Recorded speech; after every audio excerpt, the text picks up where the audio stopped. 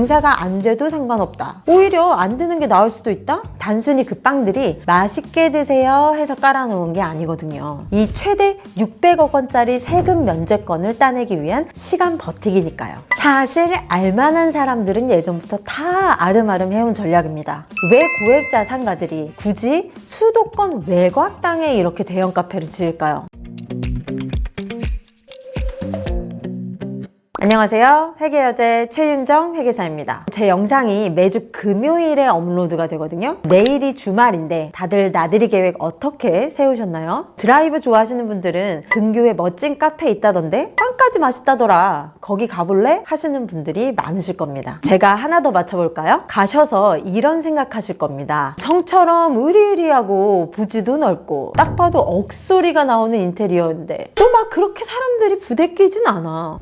그럼 여기는 어떻게 유지하지? 빵 팔아서 장사가 되긴 하나? 수다하실 때 이 토픽 무조건 나온다고 장담합니다. 특히 최근에 이재명 대통령이 헌법 상속의 방편으로 대형 베이커리 카페를 콕 집어서 이야기해서 더 궁금하실 거예요. 장사가 안 돼도 상관없다. 오히려 안 되는 게 나을 수도 있다? 이 기묘한 비즈니스 모델에 대해서 회계여제가 분석해 보겠습니다. 자, 대형 베이커리 카페, 창고형 카페에 놀러 갔던 기억을 다 같이 한번 꺼내 봅시다. 인테리어는 완전 SNS 스타일이긴 한데 인테리어 규모에 비해 빵이 막 그렇게 주력은 또 아닌 듯한 기분. 왜 그러냐면 단순히 그 빵들이 맛있게 드세요 해서 깔아놓은 게 아니거든요. 거기엔 아주 치밀한 세무 전략이 숨어 있습니다. 사업자 등록을 할 때 커피만 팔면 커피 전문점으로 서비스업이 되는데요. 빵을 직접 구워서 팔면 배과점업, 즉 제조업이나 음식점업으로 분류가 되거든요. 이게 어떤 효과를 불러오느냐? 국세청에서는 상속세를 확 깎아주는 가업상속공제라는 게 있는데요. 이게 커피 전문점은 안 되고 제과점업은 되거든요. 그래야 공제 혜택을 챙길 수 있기 때문에 빵빵한 인테리어와는 다르게 실망스러운 빵들일지라도 이 사장님들의 목적은 맛집이 아니어서 그렇다. 바로 이 가업상속공제에 그 목적이 있다라고 설명을 해드릴 수가 있겠습니다. 가업상속공제, 이 혜택이 우리가 생각하는 그런 적당한 수준이 아니에요. 단위가 완전 달라요. 10년, 20년, 30년. 이게 일종의 미션 기간 같은 건데요. 부모님이 카페를 차려서 딱 10년만 버티잖아요? 그럼 나중에 자녀에게 물려줄 때 300억 원에 대해서까지 세금을 깎아줍니다. 20년을 버티면 400억? 만약에 대를 이어서 30년까지 갔다? 그럼 최대 600억 원까지 세금이 없이 그냥 넘겨줄 수 있는 거예요. 300억대 땅을 그냥 물려주면요. 상속세가 130억도 넘게 나오는데 빵집 간판 달고 버티면 이게 영원히 될 수도 있다는 거죠. 지금부터 이 영상을 시청하시는 모든 분들은 서울 근교 핫플레이스에 수백억 원짜리 땅 가진 자산가들이십니다. 아니 한번 자산가 입장에서 생각을 해보자고요. 가만히 있으면 나중에 상속세로 절반이 뚝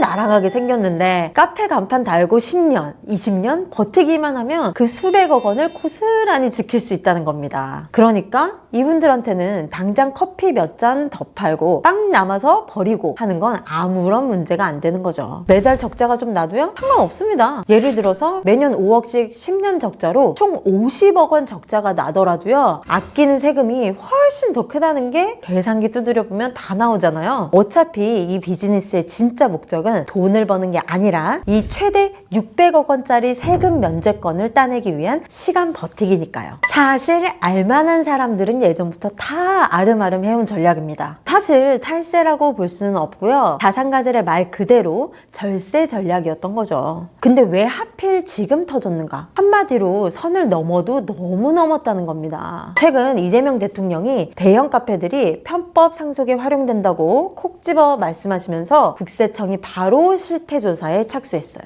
원래 취지는 기술 좋은 중소기업을 살리라고 만든 법인데요. 이걸 악용해서 부동산을 빵집 포장지에 싸서 세금 한 푼 안 내고 물려주니까요. 국세청도 이건 좀 아니지 않나, 꼼수다 라고 보는 거죠. 국세청은 상속 공제 대상이 아닌데도 업종을 이런 식으로 위장해서 운영하고 있는지, 또 사업장의 자산이 제대로 업종에 사용되고 있는지도 점검하기로 했고요. 상속 공제제도 개선안을 발굴하기 위한 실태조사이긴 하지만 탈세 혐의가 확인이 되면요, 즉시 별도 세무조사로 전환하겠다고 했습니다. 여기서 진짜 핵심, 왜 고액 자산가들이 굳이 수도권 외곽 땅에 이렇게 대형 카페를 지을까요? 한번 생각을 해보세요. 현금 50억 원을 그냥 가지고 있다가 자녀한테 넘기면 상속 증여 시점에 그대로 과세표준에 잡혀서 최고 세율 50%까지 뚝 떼어갑니다. 그런데 이 돈으로 외곽 땅을 사고 카페를 지으면 이야기가 완전 달라지죠. 단순한 토지 상속이 아니라 사업체 승계라는 아주 예쁜 포장지를 씌울 수 있는 여지가 생기거든요.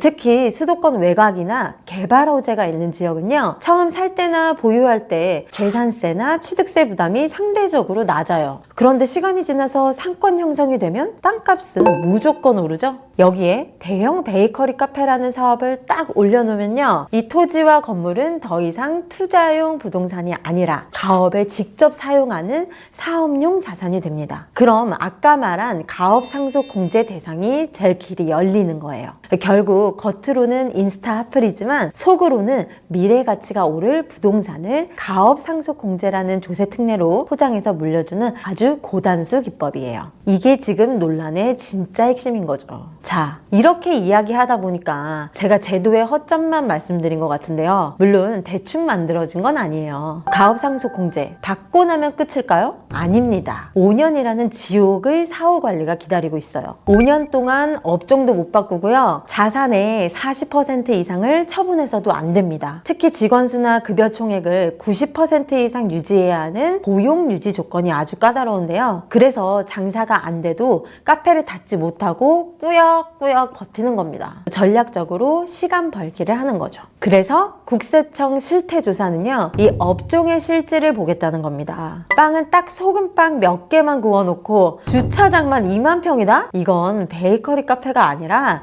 그냥 부동산 상속용으로 보겠다는 거죠. 조사에서 꼼수라고 판단이 되면요, 바로 세무조사 들어갑니다. 걸리면 박살난다는 걸 보여주겠다는 의지가 강해요. 가업상속공제가 일부 편법 사례 때문에 욕을 좀 먹고 있긴 하지만요, 사실 제도 자체만 놓고 보면 정말 잘 만든, 꼭 지켜야 할 안전장치에 가깝거든요. 평생 피땀 흘려 일군 회사를 단지 세금 때문에 접어야 하는 비극을 막기 위한 제도니까요. 그래서 저는 성실하게 기업을 키워오신 1세대 창업자분들, 그리고 부모님의 뜻을 이어받을 2세 경영인이라면 이 제도를 당당하게 제대로 활용하시라고 말씀드리고 싶어요. 다만 이게 임기응변으로 되는 게 아니거든요. 최소 10년 이상을 보고 설계해야 되는 장기 프로젝트라는 점 꼭 기억하셔야 합니다. 실무적으로 꼭 기억해야 할 3가지만 찝어드릴게요. 첫째, 업종 요건. 그냥 카페와 가업은 완전히 다르거든요. 단순 임대나 투자는 안 됩니다. 요즘 이슈가 된 대형 베이커리 카페처럼 제조를 수반한 실질적인 영리 사업이어야 공제 대상이 될 여지가 생깁니다. 둘째, 피상속인 요건. 아버지가 얼마나 오래 정말로 경영을 했는가? 핵심이에요. 최소 10년 이상 직접 대표이사로 발로 뛰며 경영에 관여한 실체가 있어야 돼요.